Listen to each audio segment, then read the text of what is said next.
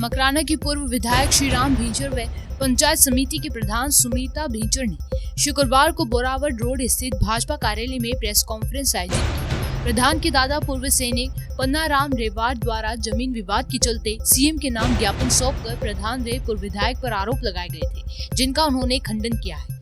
Press conference में प्रधान सुमिता भींचर ने बताया कि जब वे प्रधान बनी तब बेसरोली में जनता द्वारा स्वागत किया, जिसमें उसके दादा ने खुश होकर 51,000 रुपए दिए। 24 वर्ष की नौकरी से जो रुपए दादाजी को मिले, उसमें से 54 बीघा जमीन बेसरोली में खरीदने की बात कही। ये गलत है क्योंकि उनके पिता व चाचा ने भी अपनी तनख्वाह से रुपए दिए।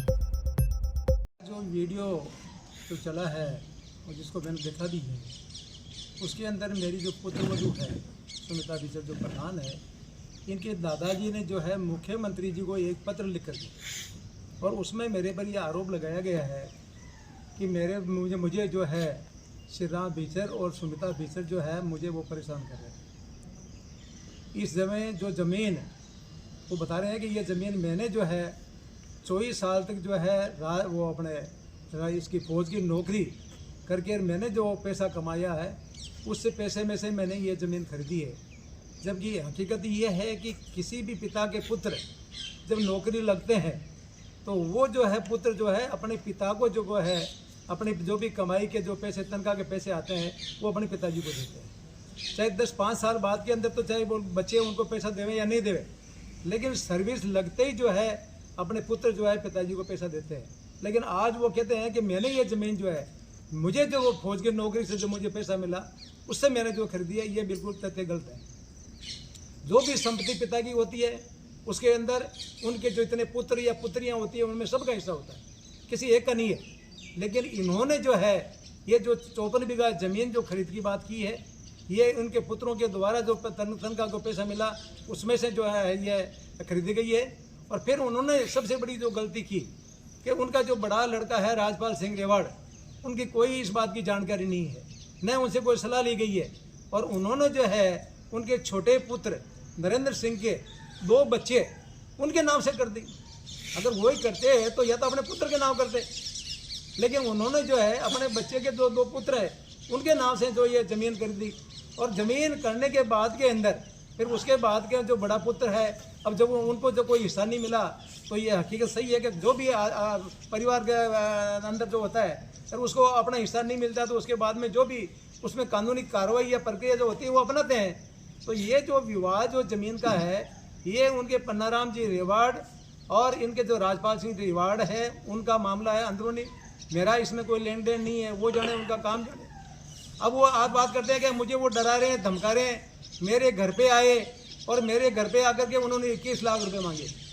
जब इनके पिता और पुत्र के जब विवाद हुआ उसके बाद के अंदर न तो मैं उनके आज तक घर पे गया, और उनकी जो बेसरोली के अंदर दुकान है उस दुकान के सामने से मैं 2-4 दिन से हमेशा गाँव के अंदर जाता हूँ, निकलता हूँ, लेकिन मैंने कभी आज तक उनसे रामासामी भी नहीं की बात है। तो ये जो मेरे पे जो आरोप लगा रहे हैं ये बिल्कुल निराधार है। मैं तो न तो उनके कभी घर पे गया न उनके दुकान पे गया, और डराने धमकाने की जो बात कर रहे हैं वो बिल्कुल निराधार है। बात कर रहे हैं ये रहा सवाल ज़मीन कुर्क का, तो ये ज़मीन कुर्क का मामला जो है 2021 से चल रहा है, इनके आज का नहीं है, 2021 है। और अगर इसको आज कुर्क कराता तो मैं तो आज दिन तक MLA भी रहा हूँ, आगे प्रधान भी रहा हूँ, लगातार इतने 35 साल से लगातार राजनीति के अंदर हूँ। तो मैं अगर इसको कराता तो 2021 के अंदर भी करवा सकता था, 22 में भी करा सकता था, 23 में करा सकता था। या आज सुमिता भींचर जो प्रधान बनी है इनको 4 साल हो गए। तो ये जो अगर हमें कराना होता तो हम पहले भी करा सकते थे, लेकिन हम इस मसले के अंदर क्योंकि इनका पिता पुत्र का मामला है, ये जाने इनका काम जाने, मुझे कोई ज़मीन इसमें लेना नहीं है, न मुझे कोई संपत्ति लेनी है। और मैंने तो जब इनके प्रधान जी के चाचे के लड़के की शादी थी, वो चाचा खुद आए थे इनको लेने के लिए सेम डे, कैसा आप हमारी शादी में चलो। इन्होंने कहा मैं आज कैसे चलूँ, मैं आज सेम डे, और मेरे पिताजी को आपने याद नहीं किया तो मैं कैसे चलूँ। तो हमने तो उनको ये कहा था कि भाई हमको आपको ये हो कि ये संपत्ति मुझे चाहिए तो मैं तो स्टाम्प पे लिख के दे दूँ। इन्होंने कहा कि मैं स्टाम्प पे लिख के दे दूँ। 20 जने आए थे कम से कम, एक नहीं 20 जने, उनके सामने हमने कहा कि ये हमें नहीं चाहिए, ये तो इन्हीं को चाहिए, ये जाने इनका काम जाने, ये परिवार का मसला है, इसमें मुझे कोई लेन देन नहीं है। तो ये मामला जो है सिर्फ राजनीतिक मसला है, राजनीति में मुझे बदनाम करने की बात कर रहे हैं। आज आप देख रही हो कि वीडियो वगैरह उसके अंदर देख लिए कौन कौन से लोग हैं इसके अंदर हैं। एक प्रेजेंट एमएलए जाकर हुसैन जी का लड़का उनके साथ में, उनका क्या लेन देना ये बताइए आप। परिवार का सदस्य हो सकता है, चंद्रवीर रांडा है जगह, उसका कोई लेन देन भी नहीं है, क्या मतलब है उनको बात ये। लेकिन ये लोग इनको गुमराह करके और सिर्फ हमें बदनाम करने के लिए, क्योंकि 5-6 महीने बाद में 5-7 महीने बाद में पंचायत राज के चुनाव आ रहे हैं, तो चुनाव के अंदर ये सोचते हैं कि ऐसा वीडियो हम जारी करेंगे तो जनता के अंदर एक इस तरह का मैसेज आएगा कि इतने बुजुर्ग आदमी को ये तो डरा रहे हैं, धमका रहे हैं, मारने की जो धमकियां दे रहे हैं ये गलत दे रहे हैं। तो ये सिर्फ साजिश है राजनीति के अंदर हमें बदनाम करने के लिए। ये चुनाव को देखते हुए इस तरह का प्रखंड आगे कर रहे हैं जो गलत हैं, इसलिए मैं इसको बिल्कुल गलत समझता हूँ, बिल्कुल निराधार समझता हूँ। और जितने भी उन्होंने वीडियो के अंदर अपनी बातें कही है उनको मैं खारिज करता हूँ।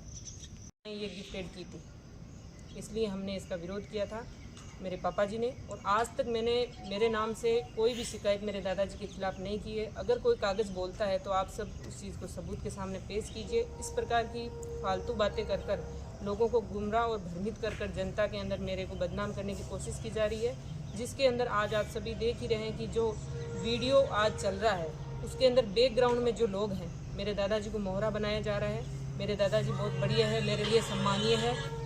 वो आज इस प्रकार से मेरे को बदनाम करने की कोशिश दादाजी के थ्रू करवा रहे हैं, क्योंकि दादाजी के पास मैंने 12th क्लास तक पढ़ाई करी है। दादाजी मेरे बिना खाना नहीं खाते थे। जब मैं सब्जी नहीं खाया करती थी तो वो मेरे को गुड़ के साथ रोटी खाने की सलाह दिया करते थे। मैं नहीं मानती कि दादाजी इस प्रकार मेरे ऊपर आक्षेप लगा सकते हैं। उनको किसी ने भ्रमित किया है, उनका माइंड सेट किया गया है, और माइंड सेट करने वाले लोग वीडियो में पीछे खड़े हैं। अभी पूर्व में भी ऐसे कुछ कार्य आए थे, लेकिन हम पारिवारिक विवाद को सामने नहीं लाना चाहते थे। आजकल ये तो आम बात होगी कि पारिवारिक विवाद हर सिचुएशन में सबके घर में होता है, लेकिन 4 साल आज इस मैटर को हो गए, हमने कभी भी ऐसा कोई कोशिश करी नहीं थी। लेकिन अब जब ये मामला इतना सामने आ ही गया तो मैं बता दूं कि अभी मौजूदा विधायक जिनके बेटे आज वीडियो में पीछे दिख रहे हैं, और मेरे चाची के भाई चंद्रवीर जी रांडा और मेरे भाई जो जिनके नाम ये ज़मीन हुई है, वो सब उनके साथ ही खड़े थे। तो इसके अंदर मैं ये सोचती हूँ ये एक राजनीतिक साजिश है जिसमें मुझे बदनाम करने की कोशिश की जा रही है। सामने आ रहे पंचायती राज चुनाव और राजनीतिक कार्यों को देखते हुए ये सब एक साजिश के तहत किया जा रहा है।